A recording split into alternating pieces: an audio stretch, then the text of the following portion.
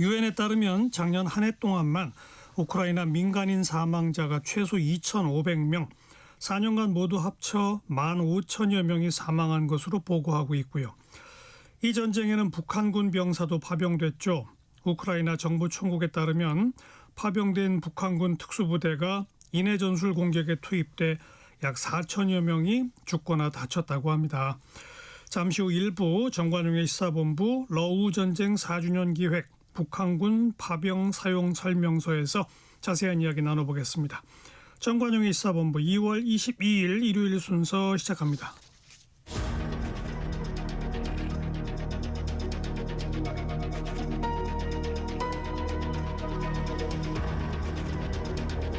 KBS 1라디오 정관용의 시사본부 러시아 우크라이나 전쟁 4주년 기획 북한군 파병 사용 설명서.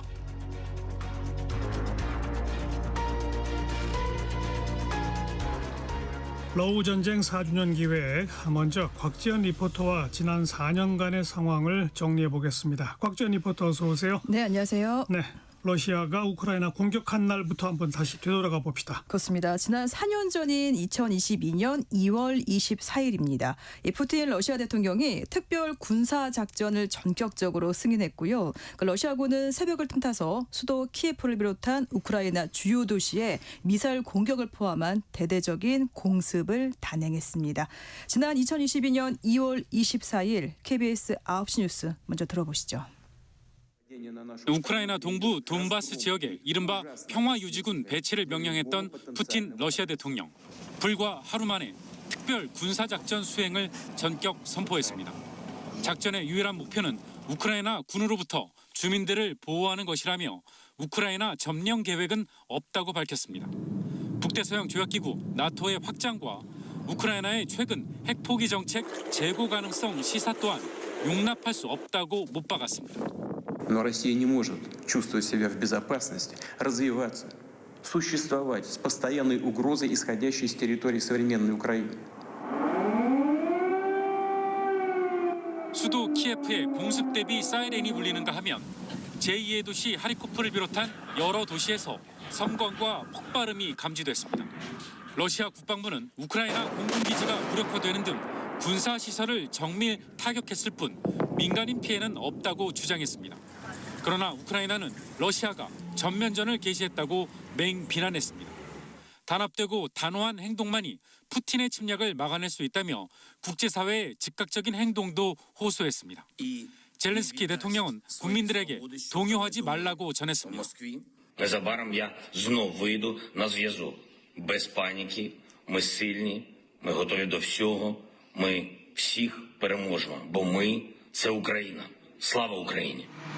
우크라이나 내무부는 폭격으로 현재까지 8명이 사망하고 9명이 다쳤다며 피해 규모는 더 늘어날 것이라고 밝혔습니다. KBS 뉴스 정청화입니다. 지난해 초부터는 이제 휴전을 위한 논의가 시작되는데 젤렌스키 우크라이나 대통령이 미국을 방문해서 트럼프 대통령과 만났지만 두 정상 간의 고성이 오가고 회담은 성과 없이 끝났죠. 그렇습니다. 지난 1년 전인 2025년 2월 28일입니다. 백악관에서 열린 미국과 우크라이나 정상회담이 결국 파국으로 끝났습니다.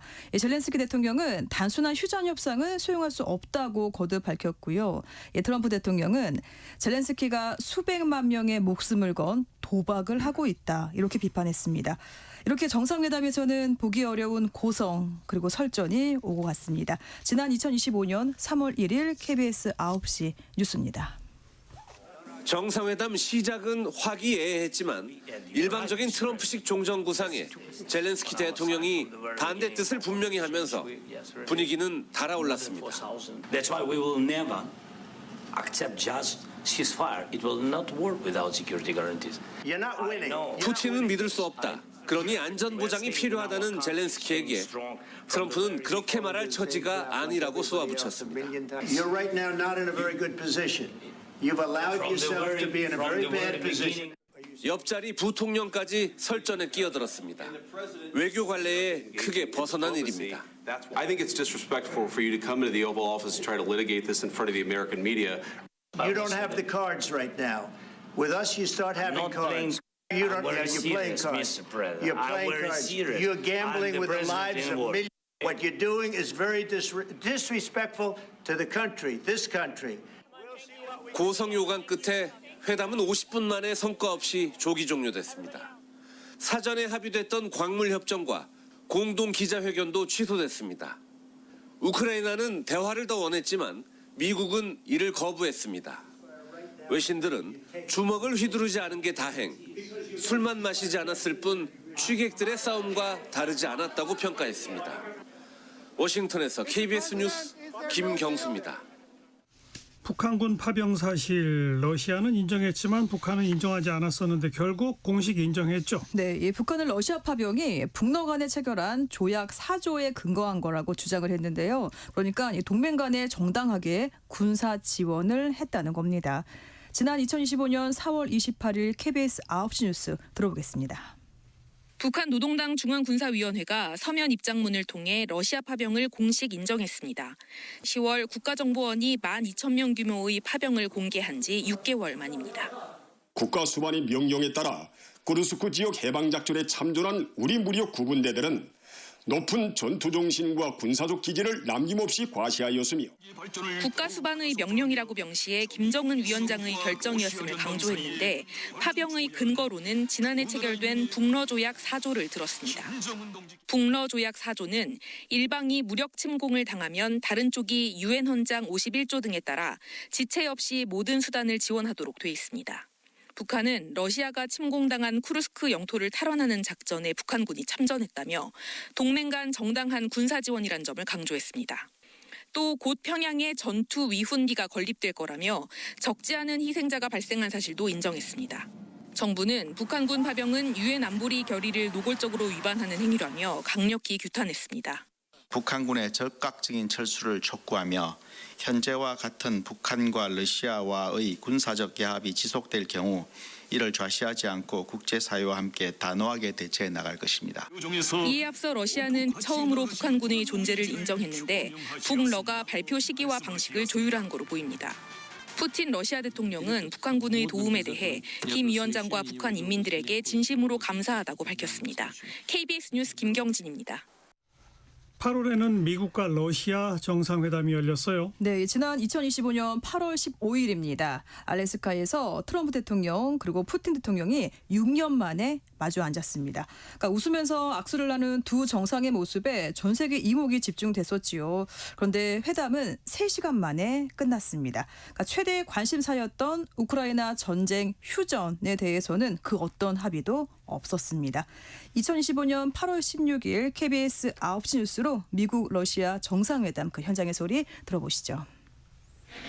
푸틴 러시아 대통령 전용기가 알래스카에 도착하자 미군 B-2 전폭기와 전투기가 편대 비행으로 환영합니다. 6년 만에 다시 만난 미국과 러시아 정상은 오랜 친구를 대하듯 서로를 반깁니다. 하지만 두 정상 간 회담은 3시간도 안 돼 일찌감치 끝났고 기대했던 우크라이나 전쟁 휴전안은 합의되지 못했습니다. But we've made some headway. So there's no deal until there's a deal. 다만 러시아가 우크라이나의 안전 보장에 동의한다고 밝힌 건 전쟁을 멈추기 위한 조건에 양국이 상당한 접근을 이뤘음을 시사합니다. Я согласен с президентом Трампом, он сегодня говорил об этом, что, безусловно, должна быть обеспечена и безопасность Украины. 트럼프 대통령도 자신의 SNS에서 단순한 휴전이 아니라 전쟁을 종식시키는 평화협정이 최선이라고 밝혔습니다. 그러면서 이 협정의 합의 여부는 젤렌스키 우크라이나 대통령에게 달려있다고 밝혔습니다. Look, it's not for me to negotiate a deal for Ukraine, but I can certainly set the table to negotiate the deal. 트럼프 대통령의 이런 발언은 미국과 러시아가 논의하는 종전협상안에 영토 문제 등 우크라이나의 주권 사항이 포함됐다는 뜻으로도 해석됩니다. 워싱턴에서 KBS 뉴스 김경수입니다. 북한 김정은 위원장이 러시아에 파병됐다 사망한 장병 그 유가족들을 위로하는 행사를 열었어요. 네, 지난 2025년 8월 22일이었습니다. 이 북한 김정은 위원장은 러시아에 파병된 장병들에 대한 국가 표창 수여식에 참석을 해서 이 전사자 유가족들을 위로했습니다. 그리고 8일 후에 이렇게 또 두 번째 위로 행사를 열었는데요. 달라진 거는 김 위원장의 표정이었습니다. 그러니까 울먹거리고 고개를 숙였고 또 전사자 자녀들의 교육까지 언급했습니다. 이 중국 전승절을 계기로 한 러시아와의 대화를 앞둔 그 시점이라서 그 의도에 좀 관심이 쏠렸는데요. 지난 2025년 8월 30일 KBS 9시 뉴스입니다. 북한 국비인용연회장인 평양 목란관. 김정은 위원장이 러시아 파병 전사자 유가족들을 초청해 위로했습니다. 지난 22일에 이은 두 번째 위로 행사. 김 위원장은 유가족들에게 여러 차례 고개를 숙였습니다. 귀중한 그들의 생을 지켜주지 못한 미안한 마음을 안고 유가족들 모두에게 다시 한번 속죄합니다. 전사자들에게는 공화국 영웅임을 뜻하는 금별 메달과 국기 훈장 제1급이 수여됐습니다. 영웅들이 남기고 간 저 자녀들을 혁명학원들에 보내서 내가, 국가가, 그리고 우리 군대가 전적으로 맡아 최고 지도자는 오류가 없다면서 사과하는 모습을 보이지 않던 선대의 태도와는 확연히 다른 모습. 김 위원장은 지난 2020년에도 코로나 극복 과정을 언급하다 자신의 정성이 부족했다며 울먹이기도 했습니다. 인민들을 위해서 노력했지만 안 되는 부분이 있다라는 것을 솔직히 인정하는 걸 통해 가지고 일종의 인민 친화적인 이런 대규모 보훈 행사 개최는 김 위원장 방중 기간 예상되는 북러 정상회담을 앞두고 북한군의 대규모 희생을 강조해 이에 걸맞는 보상을 이끌어내려는 의도로 해석됩니다. 또 대규모 사상자로 인한 북한 내 민심 이반을 조기에 차단하기 위한 포석으로도 보입니다. 지금까지 국가 표창을 받은 전사자는 340여 명, 전사자의 수가 600명이 넘는 것으로 알려진 만큼 3차 행사도 곧 진행될 것으로 보입니다. KBS 뉴스 김기아입니다. 러시아 쿠르스크 전선에 파병된 북한군이 이른바 자폭 전술을 펼친 정황, 북한 매체가 공개했어요. 네, 북한은 러시아 파병군이 그러니까 전투 중에 적과 함께 자폭하는 정황이 담긴 영상도 공개하면서 영웅으로 치켜 세웠습니다. 김정은 위원장이 희생자를 추모하는 편지도 공개가 됐는데 파병을 숨겼던 북한이 전투 장면을 적극 공개하는 그 이유는 뭔지 지난 2025년 9월 1일 KBS 9시 뉴스로 들어보겠습니다. 드론이 벌떼처럼 날아들자 북한군이 전투 태세를 취합니다. 치열한 전투가 벌어지고 한 병사가 적의 벙커로 보이는 곳에 뛰어들더니 폭발하며 화면이 붉게 물듭니다. 북한이 새로 공개한 러시아 파병군의 전투 영상입니다. 세계 그 어느 나라 군대에서도 찾아볼 수 없는 영적 희생 정신이 탄생하였다. 투항 대신 자폭하거나 맨몸으로 지뢰를 제거했다는 전사자들의 행적과 이름을 자세히 소개하기도 합니다. 북한군이 사실상 인간 방패처럼 활용된 거로 보입니다. 포화 속에서 좀 더 맞받아 나간 혈전의 영웅들. 김정은 위원장이 희생 장병을 추모하는 편지도 공개했습니다. 조국의 명령에 충직하려 앞다투어 영가마다 희생된 장한 우리 군관 병사들의 명복을 빌고 또 빌겠소. 러시아 비행기를 타고 병사들이 이동하는 모습과 지난해 8월 28일 김 위원장이 파병을 공식 결정했다는 내용도 처음 공개됐습니다.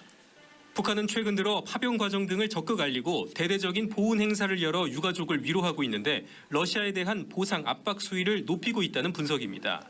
향후 전후 복구라든지 파병에 대한 대가를 요구하는 이제 제스처를 간접적으로 요구해야 되는 게 이제 북한에 필요하죠. 파병 군인들의 희생에 대한 영웅화, 선전 이런 게 효과가 있지 않을까. 북한은 지난해 10월부터 세 차례에 걸쳐 전투 병력과 건설 인력 약 2만 명을 러시아에 보낸 걸로 추정됩니다. KBS 뉴스 장혁진입니다. 중국 열병식에 참석했던 김정은 위원장과 푸틴 대통령 베이징에서 양자 회담 가졌죠? 네, 푸틴 대통령은 북한군 파병에 감사를 표했고요. 김정은 위원장은 형제의 의무다 이렇게 답했습니다. 파병 전사자들을 각별히 챙기는 모습을 보였던 김 위원장이 러시아에 어떤 파병 대가를 요구했을지도 주목됐습니다. 지난 2025년 9월 3일 KBS 9시 뉴스 끝으로 들어보겠습니다. 전승절 연회가 끝나고 함께 계단을 내려오는 북러 정상. 서로 상석에 타라고 권하며 푸틴 대통령의 전용 차량에 함께 타고 회담 장소로 이동했습니다. 1년 3개월 만에 열린 북러 정상회담에서 푸틴 대통령은 먼저 북한군의 우크라이나 파병에 감사를 표했고 김 위원장은 형제의 의무라며 화답했습니다. Хочу отметить, что мы никогда не забудем и тех жертв, которые принесли ваши вооруженные силы и семьи ваших военнослужащих. 당신과 러시아 인민을 위해서 할 수 있는 것이 있다면 또 해야 되는 것이 있다면 그 형제적인 그런 의무로 우리가 감당해야 될 의무로 간주하고 모든 걸 다해서 확대 회담에 이어 두 정상의 1대1 회담까지 2시간 반 동안 이뤄진 회담에선 북한의 파병 대가를 협의하고 재건 지원을 위한 병력과 인력 추가 파견 문제 등이 논의됐을 것으로 보입니다. 특히 러시아의 쿠르스크 탈환에 큰 역할을 하는 과정에서 최대 2,000명의 전사자가 발생한 걸로 알려진 북한으로서는 경제 협력과 군사기술 지원 등을 보상으로 요구했을 가능성이 높습니다. 회담이 끝나고도 푸틴 대통령은 김 위원장을 차량 탑승 장소까지 배웅하고 두 손을 맞잡으며 친밀감을 드러냈습니다.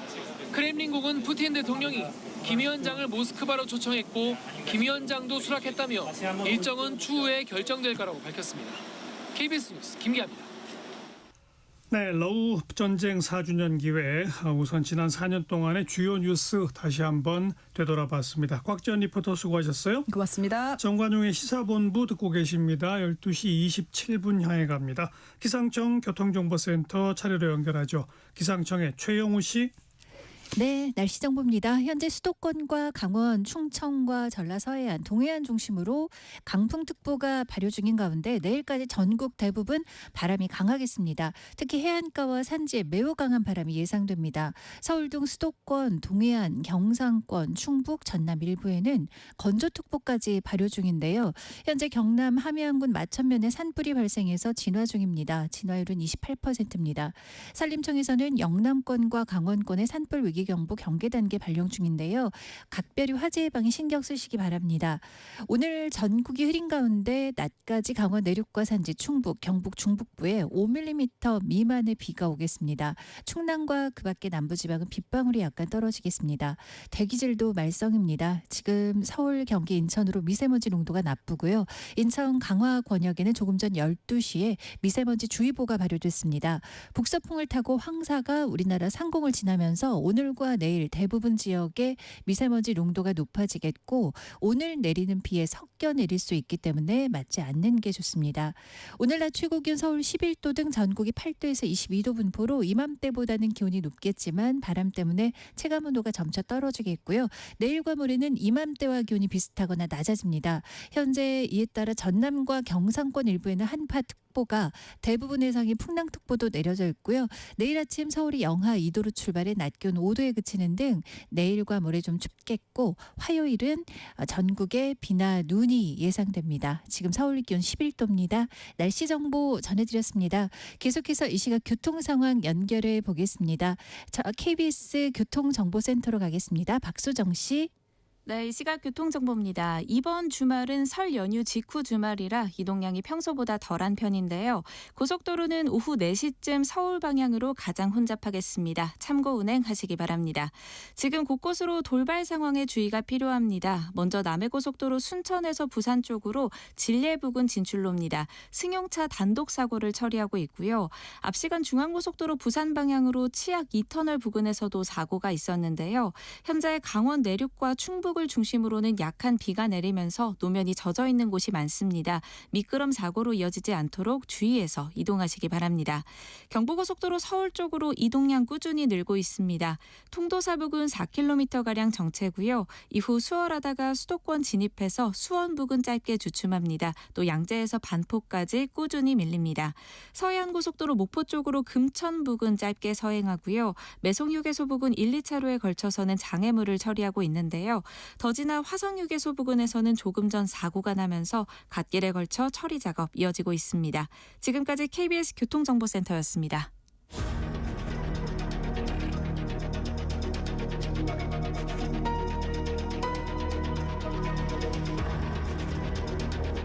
KBS 1라디오 정관용의 시사본부 러시아 우크라이나 전쟁 4주년 기획 북한군 파병 사용 설명서.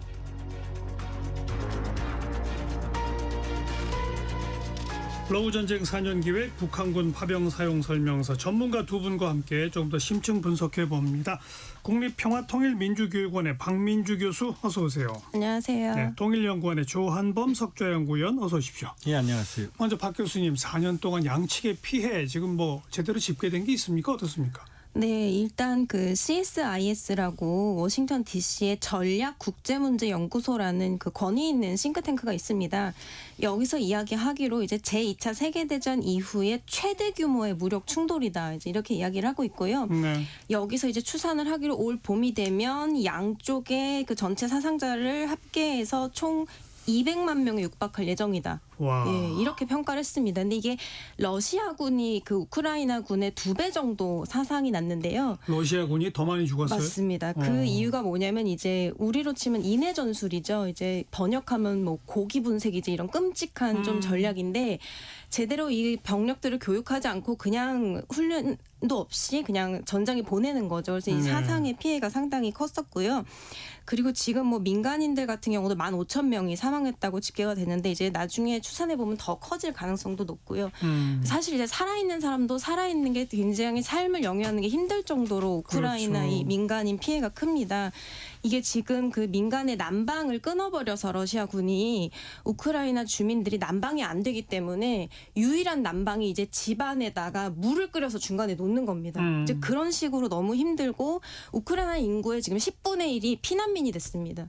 그래서 이제 뭐 그 경제 성장률에 많은 보탬을 하는 산업지구들도 이 전쟁이 끝난 이후에 우크라이나가 지배권을 잃을 확률이 커지면서 우크라이나는 이 재건이 굉장히 어려운 좀 상황이 됐고요. 예. 러시아 같은 경우도 지금 경제 성장률이 올해 0%대가 될 걸로 이제 추정이 됩니다. 그래서 양쪽 다 사실은 굉장한 피해가 있는 상황입니다. 러시아군이 우크라이나군의 2배가 사망을 했다. 맞습니다. 그리고 합해서 한 200만 그러면 아무튼 120만, 130만 러시아군이 사망했다는 거 아닙니까? 예, 그 뭐 사상자를 다 포함해서 이제 그 정도 되는 부상자까지 겁니다. 합해서. 그런데 우리 군대 규모가 뭐 과거에 뭐 60만 대군 그랬지만 지금은 뭐 한 40만, 50만밖에 안 되는 러시아군이 몇 명이길래 이렇게 100몇십만이 죽거나 다쳤는데도 아직도 전쟁을 해요? 이제 계속해서 조달을 하거든요. 계속 징발하는 거죠. 그러니까 보통 전쟁 비율을 분석을 해보면 전사 대 부상 비율이 3대 1입니다.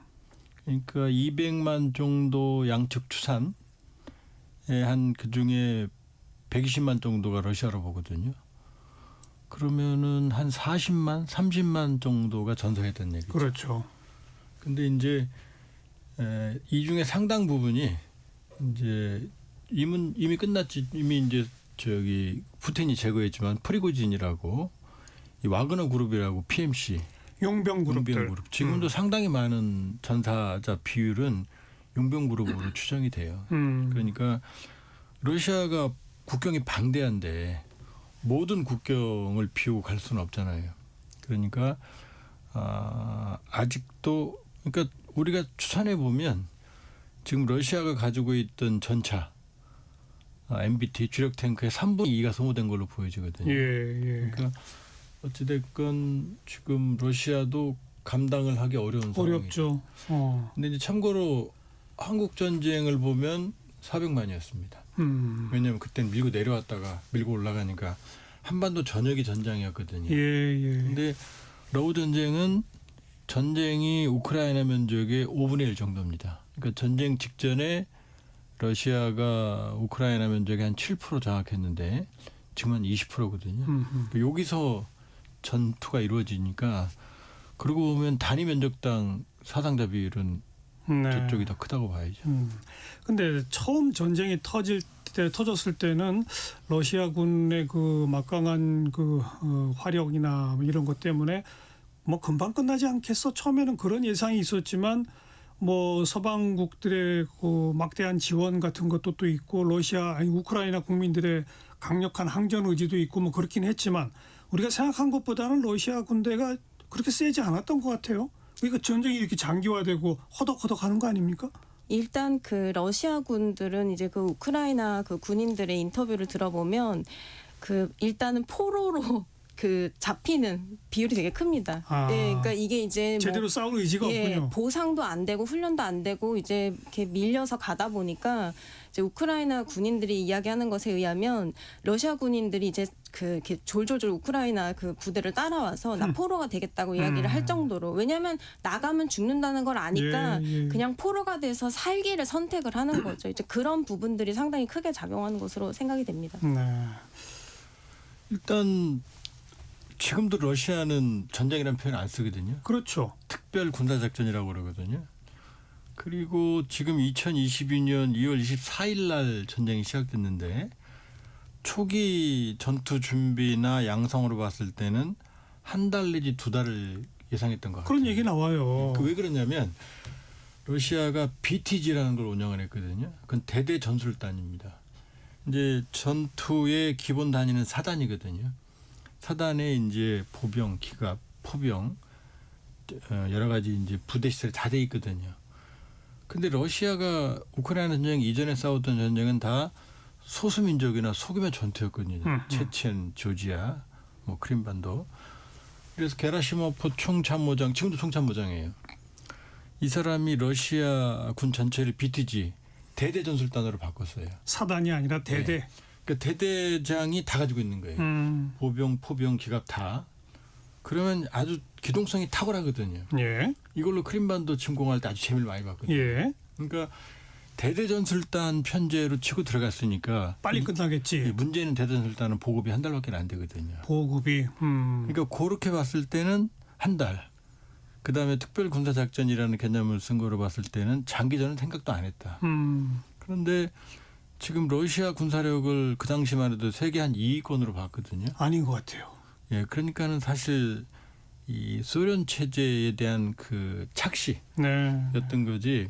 이게 병력도 병력이지만은 장비라는 건 유지 보수가 안 되면 안 되거든요. 그러니까 많은 건 수자상이었다. 그렇게 본다고 그러면은 사실은 지금 전술적으로는 이겼죠. 우크라이나 영토를 5분의 1 이겼으니까. 그러나 전략적으로는 성공한 전쟁이 아니다. 그런데 지금 이 시점에서 휴전도 대략 난감이죠? 지금 이 전쟁이 흥미롭게 한국 전쟁하고 아주 유사해요. 일단 민족 붕괴입니다. 같은 슬라브 조건에. 그다음에 국제 질서 변화의 결과입니다. 그러니까 우리는 태평양 전쟁 끝나고 국제 냉전 체제 여기서 발생을 했고 러우 전쟁은 이 소련 체제 해체 그 결과거든요. 거기가 또 국제 전쟁이에요. 또 하나는 전쟁 1년 정도만 치열했고 그 이후로는 고지전, 적인 평지전이 지금 왔다 갔다 하는 여기까지가 비슷해요. 근데 끝도 거의 비슷해질 가능성이 높은 게 종전은 어려운 상황이다. 왜냐하면 지금 러시아가 우크라이나 영토 5분의 1을 장악하고 있는데 푸틴은 그 영토를 돌릴 생각이 없고 돌려주면 전쟁할 이유가 없죠. 우크라이나는 또 그걸 줄 수가 없고. 줄 수가 없는 게 우크라이나 헌법에는 대통령이 영토를 할애하는 권한이 없어요. 그러니까 종전은 난감하지만 휴전도 난감하잖아요. 그러니까 휴전으로 갈 가능. 왜냐? 근데 유일한 가능성이 휴전인데 그것도 아직은 지금 예측불허 아닌가요? 우리도 한국 전쟁 3년 동안 1년 전투했고 3년 전투 기간 중에 2년 동안 휴전 협상했거든요. 그러니까요. 그러니까 우크라이나 휴전 협상이 올 작년 트럼프 집권하면서 시작됐거든요. 1년 됐거든요. 그러니까 휴전이라고 쓰고 종전이라고 읽는 방안이 유력하다. 참. 한국 전쟁하고 이상하게 유사한 상황으로 가는 거죠. 그리고 우리한테 더 큰 관심이 이제 북한군이 파병된 건데 공식 인정했죠? 안 하다가? 네, 맞습니다. 이게 이제 초반에는 뭐 근거 없는 일이다 이렇게 이야기를 했는데 국제사회가 워낙에 이제 문제의식이 컸기 때문에 계속해서 이 질문들을 했고 사실은 그래서 북한이 좀 당황해서 국제무대에서 계속 우회적으로는 좀 시인을 했습니다. 직접적으로는 이야기하지 않았지만 근데 그런 좀 모호한 태도를 취하다가 2025년 4월 28일에 처음으로 이제 인정을 했는데 그랬죠. 이게 이제 내부 주민까지 보는 조선중앙 TV를 통해서 입장을 냈습니다. 그러니까 사실은 대내외에 이제 이거를 뭐 인정을 했다 이렇게 볼 수 있는 거고요. 이때 뭐라고 이야기했냐면 국가 수반의 명령에 따랐다 이렇게 이야기를 했고 그리고 2024년에 북러 간에 체결했던 조약의 4조에 따라서 갔다 이제 이렇게 근거를 대면서 이야기를 했는데 이거를 발표한 그 이유를 좀 몇 가지 수정을 해보면 첫째는 이제 내부적으로 대규모 희생자가 발생을 했기 때문에 이제 더 이상 좀 숨기기 어려워진 측면이 있습니다. 이게 북한이 정보 통제를 강하게 하긴 하지만 주민들이 또 이렇게 소수지만 외부에서 이런 것들을 듣거든요. 그리고 통제를 하면 할수록 아이러니하게도 발 없는 소문이 굉장히 빨리 갑니다. 그래서 이제 내부적으로 이거를 좀 잡아야 될 필요가 있었고 두 번째로는 이 북러 관계가 개선되고 이제 파병군 희생 이제 이런 것들을 좀 체제 결속의 자산으로 좀 쓸 그 목적들이 좀 있었던 걸로 보입니다. 그래서 이제 파병돼서 이제 사망한 사람들을 모범으로 내세워서 이제 이른바 북한 입장에서 봤을 때는 정신이 이제 해이해진 사람들을 이제 좀 바로 잡겠다 이제 좀 이런 목적이 있었고요. 세 번째로는 이제 좀 대외적인 건데 내부적으로 계속 이런 행사들을 하면서 이제 러시아를 좀 압박을 하는 거죠. 이제 약속한 것들 급부를 계속 지원해라 이제 좀 이런 여러 가지 복합적인 의미에서 이거를 공식 발표를 했다고 추정해 볼 수 있습니다. 총 몇 명 정도 파병됐고 희생자는 어떻게 지금 그 추산됩니까? 일단 지금 파병 자체는 이제 국정원 규모에 따르면 2만 명 정도 뭐 그거에 따라 조금 이제 플러스 마이너스가 있긴 합니다만 그 정도 되고요. 전사자가 2,000명 정도 됩니다. 그리고 그러니까 사상자가 전체 한 6,000명에서 7,000명이니까 부상한 사람은 이제 4,000명에서 5,000명 정도인데 이 부상이 결코 경미한 부상이 아닐 거라는 거죠. 그렇죠. 네. 그런데 북한군이 파병해서 러시아 군 지휘체계 내로 편입됐다. 이건 무슨 의미를 갖는 겁니까? 그러니까 북한군이 단독 작전을 한 게 아니고 그러니까 북한군의 소모가 큰 이유가 지금 보면 2024년 10월에 한 11,000에서 2,000명이 파병이 돼서 11월 하순 12월 초순부터 전투에 참가를 했고 1월에 25년 1월에 3,000명이 추가 파병됐거든요. 근데 이제 이게 손실분입니다. 그러면 한 달 만에 3,000명이 손실됐다는 얘기거든요. 그리고 2025년 지난해 상반기 기준으로 15,000명이 파병된 상황에서 사상자, 그러니까 전사자가 2,000명이거든요. 지금 말씀드린 건 다 국정원 통계입니다. 국방부하고. 그러면 말씀드린 대로 전사자와 사상자 비율이 3대 1이거든요. 대략. 그럼 2,000명이 전사했으면은 최대 6,000명이 부상했다는 얘기거든요. 그렇죠. 그럼 15,000에서 8,000이면 절반이 넘거든요. 그렇죠. 이건 전멸이 아니라 괴멸된 거예요. 그러니까 정상적인 부대 운영이 안 되는 상황이거든요. 총알바지로 썼다는 거 아니겠어요? 그렇죠. 그러니까 지금 좀 아까 말씀하신 러시아 지휘체계 내에 편입했다라는 얘기는 최전선의 총알바지로 이용을 했다. 왜냐하면 러시아 전선, 그러니까 우크라이나 전선이 평야지대입니다. 대부분이. 그렇기 때문에 지금 뭐 탱크와 장갑차 무용론이 나오지만 거꾸로 탱크와 장갑차가 없으면 전쟁을 못해요. 근데 지금 이게 양측이 너무 소모가 많으니까 탱크와 장갑차를 못 쓰니까 이 소집단, 소규모 전술 부대를 운영을 해서 투입을 먼저 시키거든요. 이 선봉대로 쓴 거죠. 그런 거죠. 그러니까 이 비정상적인 소모가 많기 때문에 그러니까 이 김정은 위원장이 초기에 처음 파병 행사를 열 때 무려 109명을 영웅으로 칭을 줬거든요. 근데 북한이 6.25 때 영웅칭을 준 게 600명이에요. 이게 말이 안 되죠. 그냥 대책 없는 희생을 했다 이렇게 봐야겠죠. 그 파병되는 북한군인은 어떻게 자출하는 거예요? 일단은 뭐 이른바 폭풍군단하고 이제 정찰총국 소속의 이제 정예부대가 갔다고 이야기를 좀 하는데요. 이게 이제 뭐 국정원이 보고하기로는 정찰총국에서 뭐 2,500명 정도 보냈다고 이야기를 합니다. 그런데 우선 정예군인을 보낸다고 하더라도 최정예는 보냈을 가능성이 사실은 적습니다. 왜냐하면 북한군의 최우선은 지도자를 보위하는 것이기 때문에 뭐 정예부대라고 하더라도 뭐 최정예를 보냈다 이렇게 보긴 좀 어렵고요. 두 번째로는 이제 출신 배경인데 북한은 해외에 인력을 보낼 때 좀 당성, 그러니까 충성심이 좀 있는 사람들을 보냅니다. 그런데 이게 북한이 예전부터도 돈이 좀 있거나 있는 집 간부들은 자식들을 군대에 안 보냈습니다. 예. 예, 안 보내거나 좀 좋은 안전한 보직에 보냈거나 이랬기 때문에 지금 보면 주로 소위 이른바 그 북한에서 앞지대라고 하는데 황해도하고 이 평안도, 평안남도, 평안북도 이제 요런 쪽 지역에서 충성심이 조금 있는데 아주 고위 간부거나 아주 재력 있는 집안 아들은 아닌. 예. 그러니까 이제 보통인데 조금 충성심이 있는 집안 그 아들들을 보낸 것 같고 유가족 초청 행사에 온 사람들의 이제 얼굴이나 체격이나 옷이나 이런 걸 좀 분석해 보면 농촌 지역 사람들이 좀 많아 보입니다. 그러니까 사실은 좀 힘이 없는 집 아들들이라고 봐야 되는 거죠. 알겠습니다. 예. 여기서 북한군 병사로 군 생활하다가 탈북한 이소연 씨 잠깐 전화로 연결해 봅니다. 이소연 씨. 네, 안녕하십니까. 네. 이소연입니다. 언제부터 얼마 동안 군 생활하셨어요? 저는 1992년부터 2002년까지 10년간 군복무했습니다. 주로 어떤 그 일을 담당하셨습니까? 저희는 요원들도 이때부터 전투병과로 그 배치가 되기 때문에 네. 황해남도 지역에 있는 4군단 사령부에서 종심정찰대대 통신을 담당했습니다. 네. 대한민국에는 언제 오셨어요? 2008년에 탈북해서 왔습니다. 그러셨구나. 네. 자, 그런데 지금 북한군이 러시아에 파병돼 있고 엄청나게 많은 사람이 죽거나 다치고 급기야는 이제 김정은 위원장이 러시아 파병 전사자 유가족을 위로하는 행사를 잇따라 열고 있는데 이거 어떻게 보셨습니까? 저는 이번에 북한의 김정은 정권이 자국의 병사들을 영병 수출을 했다라고 일단은 먼저 봅니다. 그리고 그 유가족들을 불러서 위로 행사를 했는데요. 이것은 북한 주민들의 민심을 헤아린 어떠한 그 쇼에 해당하지 않는가라는 생각을 해봤습니다. 왜냐하면 러시아의 자국의 병사들, 북한군 병사들을 파견할 때 분명히 어떠한 그 정리의 목적으로 파견한 것이 아니고 외화벌이나 정권의 그 어떠한 이익을 위해서 파견한 거기 때문에 정말 비밀리에 파견을 했단 말입니다. 그렇죠. 그런데 거기에 가서 수많은 부상자가 생기고 희생자가 생기고 또 한편으로는 지금 북한의 모든 가족을 보면 옛날처럼 자식을 2명, 3명도 안 낳습니다.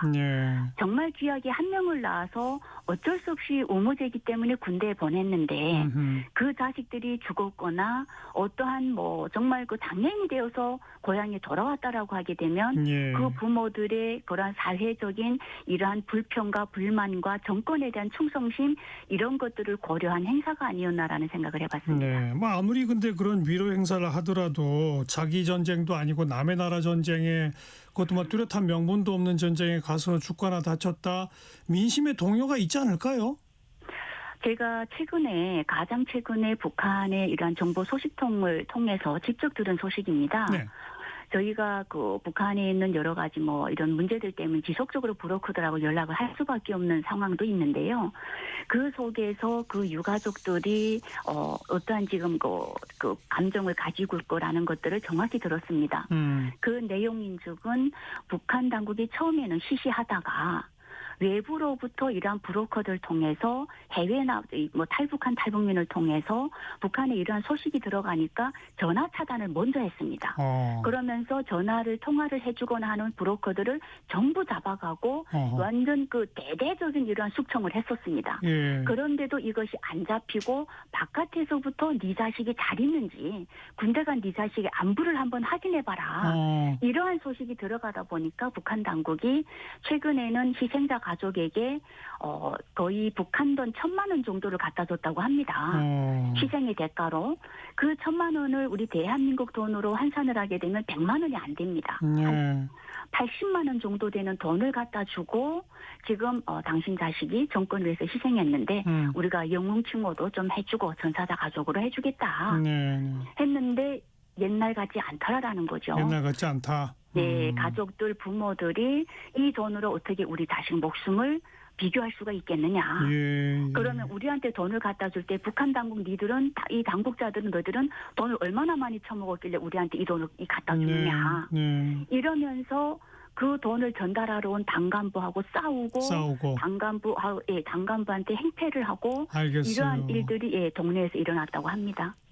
여기저기서 민심 위반 현상이 보이고 있다. 이런 최근 정보군요. 알겠습니다. 북한 여군 출신 탈북자 이소연 씨 고맙습니다. 네, 감사합니다. 조한범 박사님 어떻습니까? 예. 이거 정말 동요가 좀 생기고 있겠죠? 통해가 생기죠. 네. 왜냐하면 일단 규모가 너무 크고요. 그러니까요. 그걸 또 어떻게 추산할 수 있냐면 이번에 평양의 새별거리라고 전사자들을 위한 거리를 조성을 했거든요. 그 준공식 화면을 봤더니 그게 거의 미니 도시급이에요. 그 이제 한 집에 한 채씩 줬다고 그래도 거의 2,000명 숫자가 나오더라고요. 그리고 뭐 일부 보니까 쌍둥이 자식을 잃은 데도 있어요. 그리고 제가 들은 첩보로는 시신을 못 찾은 경우가 많답니다. 그렇겠죠. 왜냐하면 자폭이 많았거든요. 네, 네. 그렇게 보면 지금 이소연 선생 말대로 자식 하나 보고 사는데 독재건 민주주의건 사회주의건 똑같습니다. 예. 그런데 이게 명분 있는 죽음도 아니거든요. 갈 때 파병 사실 우리는 월남전 갈 때 월남전 때 우리도 가슴 아프게 5,000분 희생됐지만 그때는 공개했고 다 공개했고 예, 그리고 자원이 많았거든요. 자원했고 부모 몰래 간 경우도 있어요. 돈 벌려고. 박수 받으면서 그렇죠. 갔고. 근데 이거는 처음에는 파병사를 숨겼고 네. 간 사람들한테는 전투가 아니라 실전 훈련이라고 그랬고 가서 한 경우가 많거든요. 네. 그러니까 6, 7개월 지난 다음에 전사 통지를 받은 거거든요. 그렇게 본다 그러면 지금 또 하나는 뭐냐면 이제 김 위원장이 새별거리 준공식 때 앞으로는 당이 책임지겠다 그랬거든요. 그러면 전사자만이 아니라 부상자도 있거든요. 근데 부상자는 안 보여요. 네. 부상자는 이 북한 평양 특성상 이 장애를 가진 사람들은 평양 살기 어렵거든요. 그럼 수만 명을 먹여 살려야 되는데 북한은 그런 능력이 없거든요. 네. 거기다가 또 하나는 전쟁 트라우마가 있거든요. 전쟁에서 겪은 트라우마 때문에 우리도 월남전 후유증이 컸어요. 네. 지금도 고엽제 그 분들 있거든요. 그렇게 보면 이게 과연 김 위원장 한테 김정은 체제에 도움이 될까? 단기적으로는 모르겠지만 중장기적으로는 네. 새로운 변수가 될 수 부담이죠, 부담. 그렇죠. 지금도 파병은 지속되고 있는 거 아닙니까? 맞습니다. 그리고 이제 계속 이 해외에 있던 그 군인들을 좀 로테이션을 시켜서 실전 경험을 계속 쌓게 하고 있습니다. 그리고 원래 파병이라고 하는 게 전선에 나가면은 뭐 한 3개월 만에 바꿔줘야 된다면서요. 월남전 때 우리가 10년 동안 무려 32만 명 파병됐어요. 예. 그러니까 지금 우리 DMZ가 그 MDL이 248km거든요. 근데 러우 전쟁 전선은 1200km예요. 이 얘기는 전쟁이 지속되는 한 북한군은 필요로 하고 있고 끝나도 필요로 한다는 얘기고 이번에 이제 북한군이 파병했던 쿠르스크 주지사가 북한군이 160만 개의 폭발물을 처리했다. 여기 많이 희생이 있었겠죠. 그렇죠. 그 다음이 중요한 게 돌아올 것으로 기대한다 이렇게 말하고 있거든요. 그러니까 어마어마한 희생을 치르고 돌아가니 또 불러야 되는 상황인 거고 예. 그렇게 보면 북한 체제로서는 딜레마죠. 이걸 계속 붙잡고 있어야 되는데 희생이 반복된다고 그러면은 쉽지 않은 선택이겠죠. 뭐 많이 러시아로부터 정말 많이 받긴 받았을까요? 일단은 뭐 그 오고 가는 것에 대해서는 뭐 저희가 정확하게 알 수는 없지만 일단 지금 10,000명 정도가 쿠르스크에 잔류를 하고 있는데 여기서 뭘 하고 있냐면 러시아군과 협력해서 이제 나름대로 현장 경험도 쌓고 그 다음에 미사일 무기도 실전에 이제 배치해서 무기 체계를 이제 한번 이거를 가동을 해보는 거죠. 그러니까 이것을 하면서 처음에는 북한의 미사일을 바보 미사일이라고 했는데 이제는 공격력이나 정확도가 명확해지고 있고 부품도 일제나 이제 이런 것들로 해서 계속 개량을 하고 있어서 사실 북한 입장에서는 거기 현장에 가서 이 실전 경험을 쌓고 무기 체계를 현대화하는 것만 하더라도 상당한 좀 이익이고요. 그리고 이제 국방연구원이 추정을 했는데 북한이 이 대규모 희생을 앞세워서 어느 정도 경제 효과를 얻었냐 추정을 해보니까 28조 7천억 원 정도 됩니다. 28조? 예, 이게 북한이 매년 부족한 식량의 33년치를 조달할 수 있는 정도인 겁니다. 어마어마하네요. 그러니까 이게 이 전쟁이 끝나도 북한 입장에서는 다른 전쟁에 또 이런 식으로 패키지를 돌려볼 수 있는 가능성을 보여주는 거죠. 네, 좀 아까 조한범 박사가 얘기하셨습니다만 북한으로서는 경제적 이득도 또 군 경험의 이득도 있어요. 그러나 이렇게 엄청난 숫자가 죽거나 다치면 민심 위반의 우려는 또 중장기적으로 커지고 이러지도 저러지도 못하는 딜레마적 상황 이렇게 봐야 될 것 같고 아무튼 하루빨리 전쟁이 끝나야죠. 이건 정말 국제적인 비극입니다. 네, 오늘 러우 전쟁 4주년 기획 북한군 파병 사용 설명서 국립평화통일민주교육원의 박민주 교수, 통일연구원의 조한범 석좌연구위원과 함께했습니다. 두 분 고맙습니다. 감사합니다. 1부 마칩니다. 1시에 다시 오죠.